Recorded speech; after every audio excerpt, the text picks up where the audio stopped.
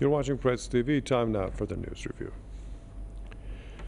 The Chinese defense minister has warned that the establishment of NATO-like military alliances in the Asia-Pacific will plunge the region into a whirlpool of conflicts. In essence, attempts to push for NATO-like alliances in the Asia-Pacific is a way of kidnapping regional countries and exaggerating conflicts and confrontations, which will only plunge the Asia-Pacific into a whirlpool of disputes and conflicts. Halali said that the Asia-Pacific needs open and inclusive cooperation, not, in his words, small cliques. He was addressing a security conference in Singapore, also attended by the U.S. Defense Secretary. Lee also warned that if a fierce conflict erupts between China and the U.S., it'll bring unbearable pain for the world. Beijing has long been critical of U.S. efforts to strike up alliances in the region to counter its rise. The U.S. is a member of AUKUS, which groups it with Australia and Britain in a security pact. It's also a member of the Quad group that includes Australia, India, and Japan.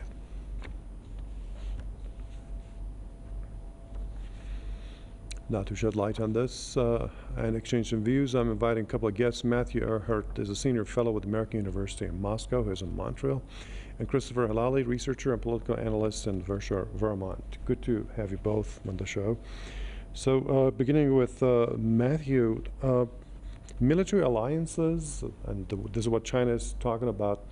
Of course, the general is calling it small cliques. That's not what the world needs. He's saying that we need open, inclusive cooperation, in his words. So do you share China's point of view? Yes, very much. China has distinguished itself by demonstrating a method of doing business and building win-win cooperation frameworks around the world. I mean, the regional economic cooperation partnership RCEP that had recently been the largest free trade agreement in the world in history was a major economic coup in many ways, but a good one by China, which brought together most of the Pacific nations in a policy that would incorporate the Belt and Road, especially the Maritime Belt and Road framework, into the foreign policy thinking of most of these countries and tie them into a very healthier paradigm based on actually building real things in the real world and finding points of cooperation, which has been seen as a major threat by certain unipolarists trying to extend the NATO policy into the Pacific, where there are indeed a lot of very belligerent saber rattling by the Anglo-American establishment, which is trying to do what they've been doing to Russia, building a full spectrum dominance policy around Russia's perimeter, but to do this in the case of China, and thereby cutting off its partners from having any type of positive experience outside of the Anglo-American hegemony cage. Okay, Christopher, how do you look at this? I mean, what's wrong with forming military alliances? NATO is there, we have Quad, we have others. Why not have some other? And we're talking about, of course, Asia-Pacific.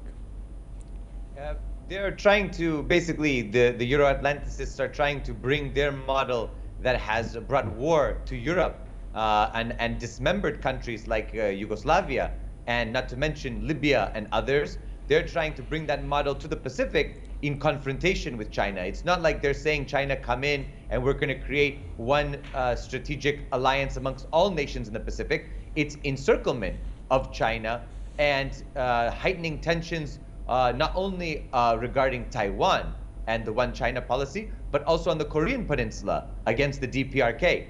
So I think that this idea that somehow the United States and its regional allies and its European partners are going to go there for some goodwill is not the case at all. What they are going for is for hegemony.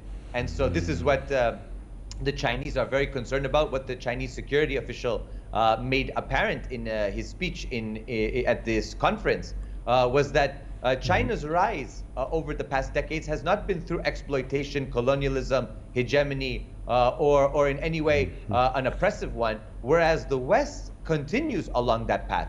And China is interested along three pillars for good relations, and that is mutual respect, peaceful coexistence, and win-win cooperation. Without those three, or without one of those three, you're going to have confrontation. And in this case, pushing China, the second largest economy, soon to be the first, and the country that has given the most in terms of development and aid to many parts of the world, is really going to plunge the world into an eternal darkness. So I don't think that any military alliance, just like in Europe, can exist in the Pacific without being expansive and encompassing everyone in the region. And in that case, the United States doesn't want to do that. They don't want China or the DPRK to be a part of that security architecture. Okay. Now, Matthew, cooperation and confrontation, the two key words that you're both mentioning. Given the circumstances and all the differences and disputes between Beijing and Washington, they used to have a row over Hong Kong, and now we have Taiwan, we have South China Sea, technology, chips, and you name it. So given all this and all the saber rattling that you also kind of mentioned, what do you predict would happen? Should we expect a looming war? Well, I'm always an eternal optimist and a problem. My mind is wired to look for solutions to crises, especially those created so artificially by certain sociopaths with a bit too much power at their disposal. Is it possible or even likely? I'm thinking when you listen to the remarks by people like General Mike Minahan, who'd said that war with China is likely by 2025, and he's all for that, or Biden on several occasions coming out saying the U.S. would militarily support Taiwan in the case of any type of attempt to physically reestablish or reunite China. There are crazy-minded game theorists operating under Rand Corporation computer models who have no bearing in reality, and I believe with the loss of economic power that the Anglo-American establishment has enjoyed for so many decades with the rise of the BRICS Plus nations and the broader multipolar alliance, I believe that there is an insecurity and a danger of doubling down with a flight forward towards launching an actual military assault. Yes, I do believe that that's possible. Is it in the interests of anybody, of the majority of those living within the framework of the transatlantic? Absolutely not. And can we organize, or can the population of the West organize a saner foreign policy which is more conducive to our actual survival and that of humanity? We'd better. If we don't, it is going to get dark, as the previous speaker had said. We are looking at the danger of a plunge into a prolonged dark age process if this type of nuclear war is unleashed. So we'll see what happens. Okay. And Christopher, your opinion about the same question. Also, I wanted to ask you about the purpose, the main purpose behind forming military alliances, no matter what they're called. Should it be deterrence or getting into conflicts? Well, listen, the military alliances that were at the height of the Cold War, be it NATO or the Warsaw Pact, basically served to check one another. The problem is, in an age where the unipolar order has taken the reins since the liquidation of the Soviet Union, it's no longer for deterrence. It's offensive.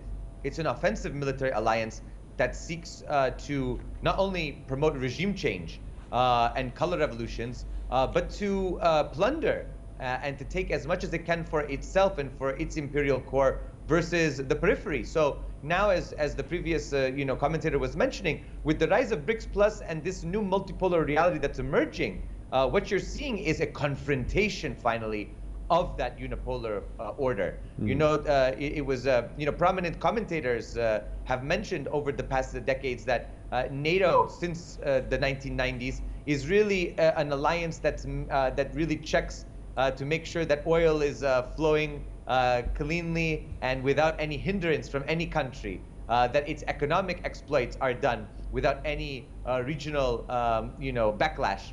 And so really it's not in any way deterrent. It's all offensive and focused on a few key countries that are against that unipolar hegemony. And I want to make mention of this just so we can understand it. China has given over 50,000 peacekeepers to UN operations. It's the most out of any member of the Security Council, permanent members of the Security Council. The U.S. has not done that. The U.S. is not interested in, and neither are its allies interested in peace. They are interested in war. They're interested in taking care of their shareholders, and that's the real danger here. Yeah, I wonder if the U.S. has paid its membership fee to the UN. All right, thank you. Thanks a lot for that. Matthew Erhart in Montreal and Christopher Halali in Vershire, Vermont. And that's the end of this episode of the News Review.